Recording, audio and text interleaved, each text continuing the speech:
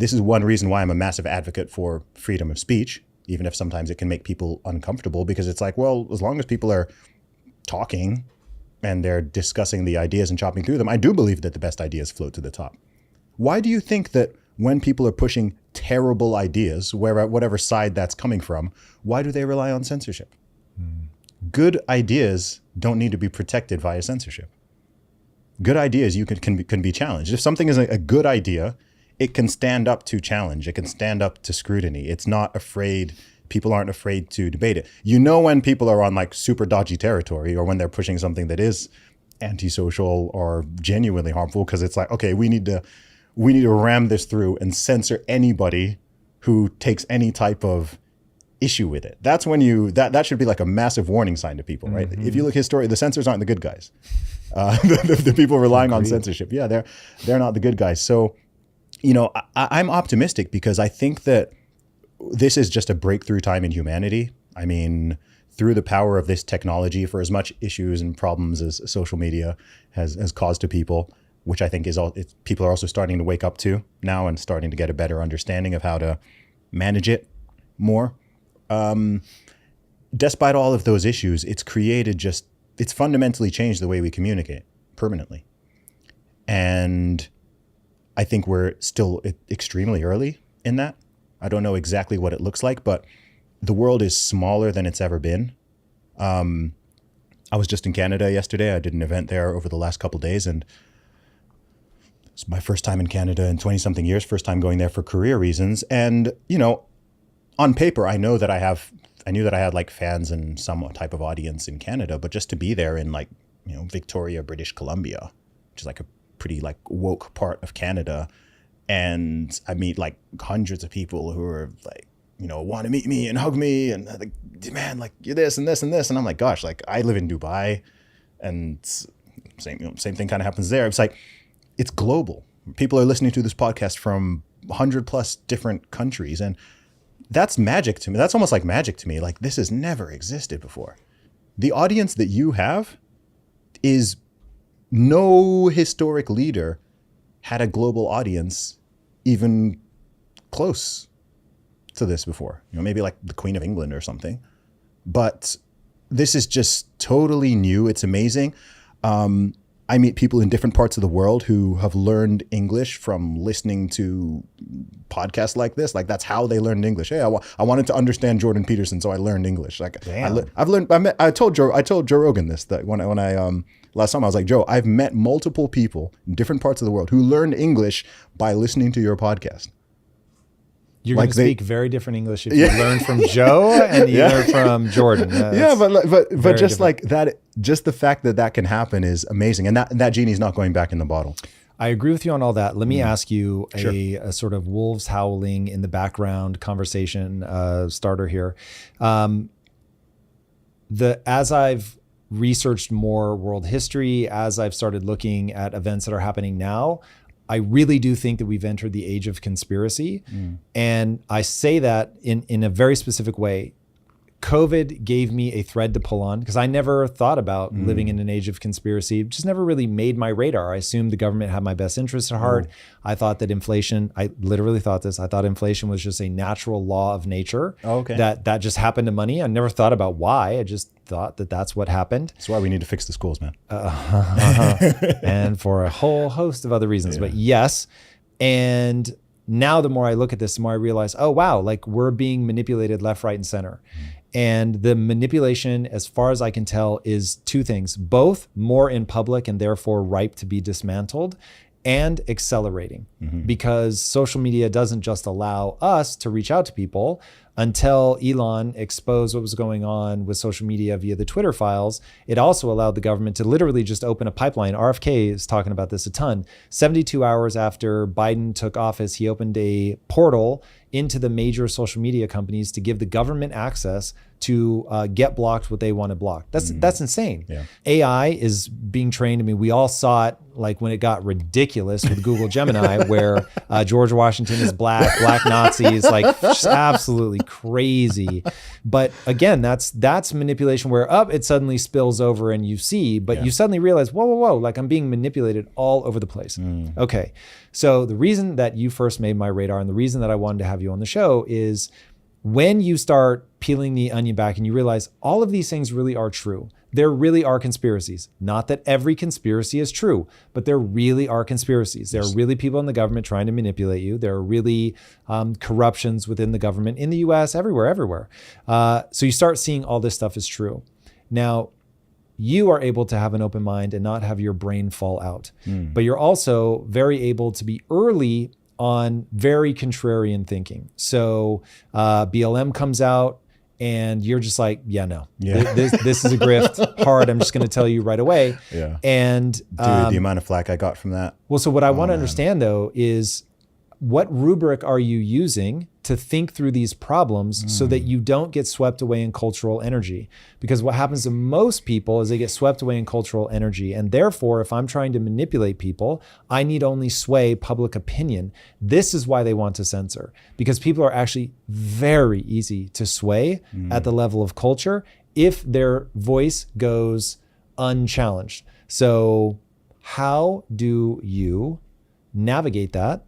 Knowing some people are trying to manipulate me, but there is some way that you use to find what is true without just going, everything's a lie. I think it's always hard to answer questions about ourselves because, I only know so much about myself. So I don't know why I do all the things I do and why I believe all the things I do. Startlingly true answer for all of us. Yeah. So I think one part of it is my personality type. So I am extremely low in neuroticism. I did it, the Big 5 personality test. I actually did Jordan Peterson's one, and I came out in the one percentile of neuroticism, meaning like 99% of people are more sensitive to negative emotion than me. This includes fear, this includes sadness, depression, worry, all these types of things. So all through my life, when other people panic or get scared or super worried or anxious about something, I always tend to be like, just in terms of my wiring, I'm calm. I'm calm in the storm. I'm calm in the fire.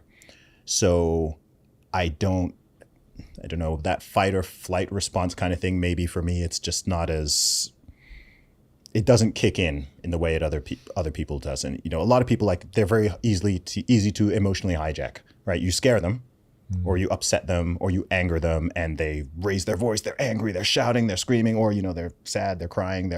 I'm just like, it can be quite hard to even tell if I'm always happy, but even if I was sad, people would still think I'm happy because I just don't really change that much. So I think that's a factor. So my emotions are just kept in check. And on top of that, I just tend to think sort of rationally and logically. I'm also very solutions oriented. So I tend not to be like, oh my gosh, this is bad, I'm angry. My brain immediately tends to go, okay, what's the way through this? What's the best course of action? What's the solution? So that is definitely, I think that's a core part of it. I'm very intellectually curious as well. And I don't tie my identity totally in my beliefs. So you or someone else can challenge my beliefs or question them, or someone can even ridicule them. And again, a lot of people have no separation between their beliefs and their ideas and their identity. And I think with that, their self-esteem and their self-worth, which is why if you challenge or criticize an idea that they have, they take it extremely personally and they very quickly get angry. Sometimes there's people who will, as you said, will get violent over that because to them that you're attacking me. You're not attacking my belief, you're attacking me. And I've somehow managed to disassociate those things to some degree, even for beliefs that are very important and integral to me. I just don't take it that personally. So I think that helps because I can see things kind of more clearly and try to understand from a different side. And I genuinely want to. Another point is that I don't have an agenda. There's a lot of people out there who are like, I see these like actual conspiracy theorists on the internet, and they're, trying to work out like, what's my agenda? What's my angle? What side am I? Who am I funded by? Which, what grift am I pulling or whatever? It's like none. Like, I want to know what's true. I'm not certainly not funded by some organization. I'm not part of some Illuminati, or I'm not a Freemason, or whatever people think.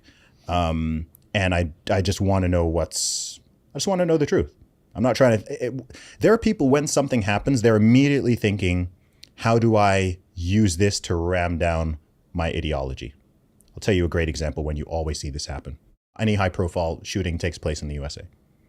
Immediately, before the bodies are even warm, you have the hardcore left-wing anti-gun gun control, but like they're not even thinking about the victims, or like they're just immediately politics, but like, how can we ram down? Let's use this moment. BLM, great example. This is a flashpoint. Yes, this horrible thing. Yes, let's immediately use this to ram down our political ideology, right? And then you can have that on the inverse, depending on what the situation is. So these are not people who like really want to know what's true. They don't know that, did George Floyd die because of racism? Did he die because of drugs? Did he die because of police misconduct? They don't care, right? It was a black man died, white police officer, boom. That's our narrative. Ram it down the people. So these are not honest actors. They're too ideological. They're activists, right? I'm not like that. I don't have in many of these things, I don't have a dog in the fight, because sometimes it's not even my country. I'm not an American, for example. But I just want to know what is true. Like what's the truth here? What happened? And so I tend to respond slower. Something happens and I'm not like, oh, let me give my hot take on Twitter right now. It's just like, ooh, okay, what's happening here? Let's see this play out, right? Sometimes you even hear a video snippet, or you see something and it's like, okay, well, what was the full context of it? Some people will just hear that snippet, jump on it, react to it, boom, it like spread it all over the place now. And then it turns out 2 days later that actually what was said was quite different to what people understood. So I think some of that is just, again, I don't have an agenda. So that certainly helps. And then I will honestly say the last one is, how would I put it? I think it does tie back to what we were talking about initially, which is faith. Because faith practically does a few things for me. Number one is that it snuffs out a lot of fear. There's a lot of people who have a lot of fear that I don't have, because I tell people, like, I fear God, I don't fear man.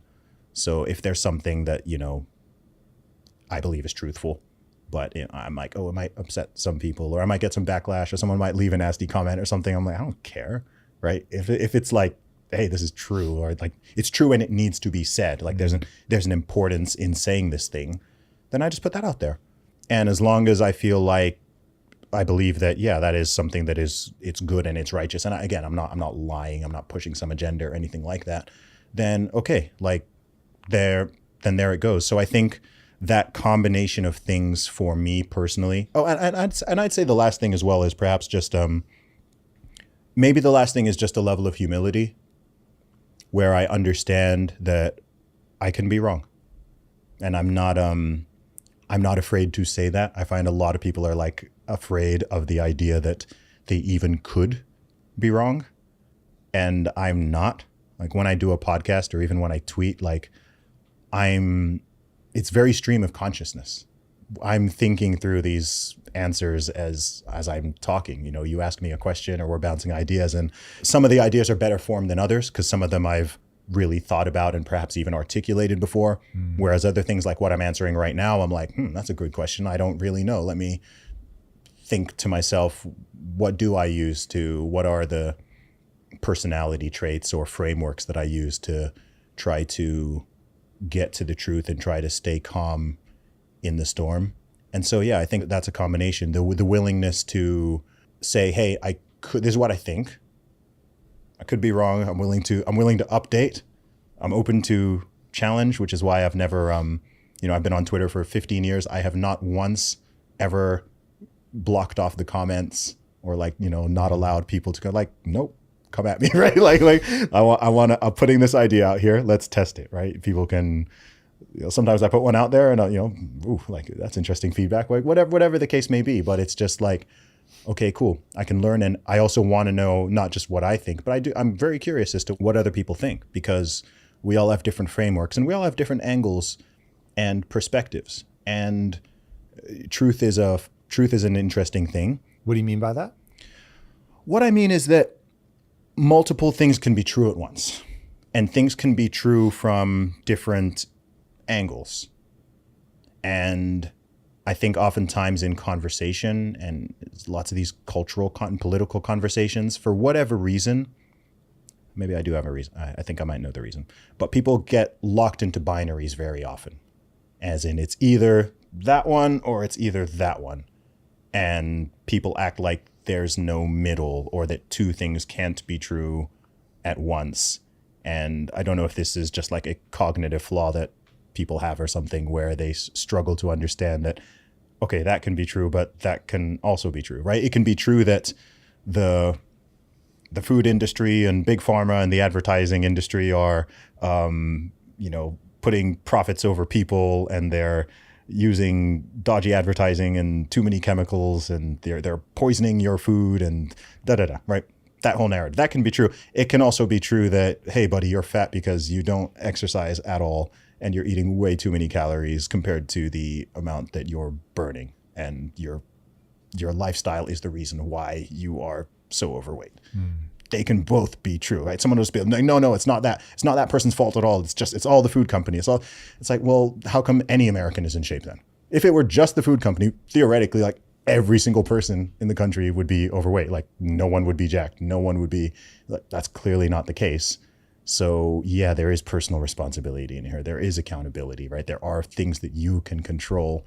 You could say, hey, this thing is getting harder. Okay, so someone could say, hey, it's getting harder to buy a property. The prices are outrunning the wages. This is happening.